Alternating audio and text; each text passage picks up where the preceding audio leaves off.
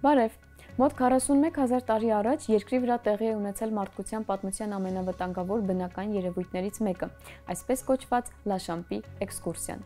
Այս գեոմագնիսական իրադարձության ընթացքում հյուսիսային եւ հարավային մագնիսական բևեռները սկսել են քաոտիկ կերպով շարժվել, իսկ երկրի մագնիսական դաշտը, որը տիեզերական եւ ուլտրամանուշակագույն ճառագայթումից պաշտպանող մեր գլխավոր վահանն է, կտրուկ թուլացել է։ Հաշվարկների համաձայն այդ հնագույն ժամանակներում մագնիսական դաշտի հզորությունը նվազել է մինչև նորմայի 10%, ինչի հետևանքով մոլորակի ամբողջ մակերևույթը խոցելի է դարձել արեգակից ու տիեզերքից եկող ճառագայթման համար։ Այս պայմաններում մեր նախնիները բախվել են գոյատևման լուրջ խնդրի հետ, սակայն հնագիտական եւ մարդաբանական տվյալները վկայում են, որ հնագույն մարդիկ կարողացել են հարմարվել նոր պայմաններին։ Միչիգանի համալսարանի գիտնականները կարծում են, որ դրանում կարևոր դեր է խաղացել պաշտպանության մի քանի հնարամիտ մարտավարություն, որ կիրառել են մեր նախնիները։ Նախ մարդիկ սկսել են ավելի հաճախ օգտագործել քարանձավները որպես թաքստոց, բացի այդ նրանք ավելի ակտիվորեն են հագուստ պատրաստել, ինչի մասին են վկայում ոսկրե ասեղների եւ բիզերի բազմաթիվ գտածոները։ Ու երրորդ, նրանք առատորեն օգտագործել են օկրա, երկաթի օքսիդով հագեցած կարմիր եւ դեղին կավ։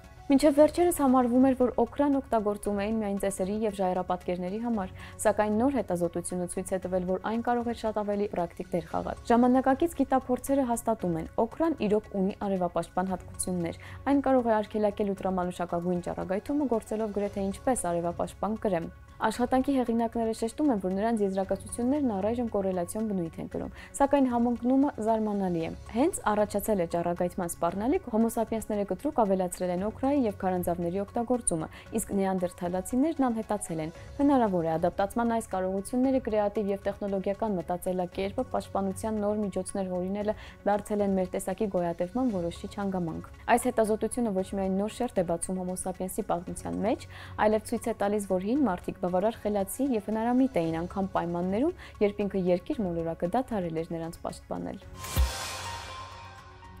Երբ երաժշտություն ենք լսում, մեզ հետ տեղի ունենում մի բան, ինչը շատ ավելի զարմանալի է, քան ուղղակի ձայնի ընկալումը։ Կոնեկտիկուտի համալսարանի եւ այլ ինստիտուտների առաջարկած նոր նեյրոնային ռեզոնանսային մոդելի համաձայն մեր ուղեղը ոչ թե ուղղակի արձագանքում է ռիթմերին ու հնչյուններին, այլև ֆիզիկապես սկսում է համատակ տատանվել երաժշտության հետ, ոչ թե այլաբանական, այլ բառի բուն իմաստով։ Լսողական եւ մոտորային կեղևի նեյրոնները սինխրոնացնում են իրենց օսցիլյացիաները երաժշտության հետ, կարծես իրենք երաժշտական գործիքի մաս լինեն։ Այդ օսցիլյացիաները արտաքին ազդանշանների կրկնություն չեն, դա բարդ ոչ գծային պրոցես է։ Ուղեղը կարող է գեներացնել ներքին հաճախականություններ, որոնք չկան երաժշտության մեջ։ Օրինակ, անգամ եթե ռիթմում առանձին հարվածներ բաց են թողնված, դուք միևնույն է կզգաք այն, որովհետև նեյրոնային ցանցը ինքնուրույն լրացում է պակասող ձայնային էլեմենտները։ Մենք լիարժեք լսում ենք երաժշտությունը, անգամ եթե իրականում այն միտումնավոր ամբողջական չէ։ Հետաքրքիր է, որ ուղեղի օսցիլյացիաները ավելի հակված են հաճախականությունների ստաբիլ 2-1 ու 3-2 հարաբերակցությանը։ Ահա թե ինչու են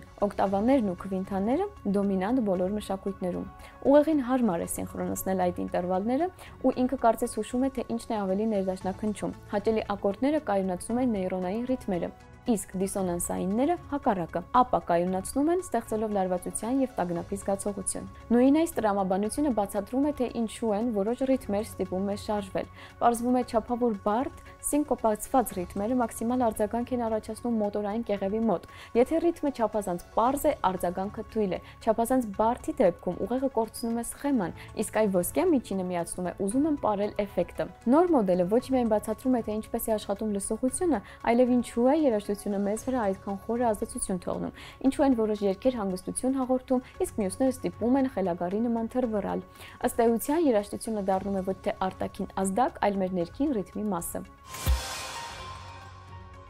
Պատկերացրեք հեռավոր ապագան, որում մարդկությունը բնակեցրել է հարյուրավոր աշխարհներ, որոնք միմյանց հետ կապված են պորտալների եւ տիեզերանավերի միջոցով։ Այս հսկայական տեխնոլոգիական առաջընթացի ֆոնին է ծավալվում մի պատմություն, որը միաժամանակ առասպելի նման հին է եւ վախենալու աստիճան ժամանակակից։ Այս շաբաթվա գիտաֆանտաստիկ գիրքը Դեն Սիմոնսի Հիպերիոնն է, 20-րդ դարի ամենաանսովոր ու մասշտաբային գիտաֆանտաստիկ վեպերից մեկը։ Խորհրդավոր Հիպերիոն մոլորակում վեր են խոյանում հանելուկային արտեֆակտներ, այսպես կոչված ժամանակի դամբարանները։ Դրանք շարժվում են ժամանակին հակառակ եւ թաքցնում անհասկանալի ուժ։ Դրանց շուրջ պտտվում են բազմաթիվ շշուկներ, լեգենդներ ու վախեր, իսկ այդ պատմությունների կենտրոնում Շռայ կանունով խորհրդավոր արարածն է։ Այն նման է կենդանի մետաղական մղձավանջի, որը կարող է կառավարել ժամանակը ու ըստ խոսակցությունների իրականացնել բոլոր ցանկությունները աներևակայելի տառապանքներ պատճառելու դիմաց։ Երբ մարդկության գլխավերևում կախվում է մասշտաբային պատերազմի սպառնալիքը, 7 լրիվ տարբեր մարդիկ ուղևորվում են Հիպերիոն։ Նրանցից յուրաքանչյուրն ունի այս մոլորակի հետ կապված իր անձնական պատճառը կամ ցավը։ Խորհրդավոր աղանդի հետ կապված հետաքննություն անցկացնող հոգևորական, կյանքի վերջին օրերն ապրող պոետ, ծանր անցյալ ունեցող զինվորական, կին ում դուստրը ապրում է փակ ժամանակային շրջանում,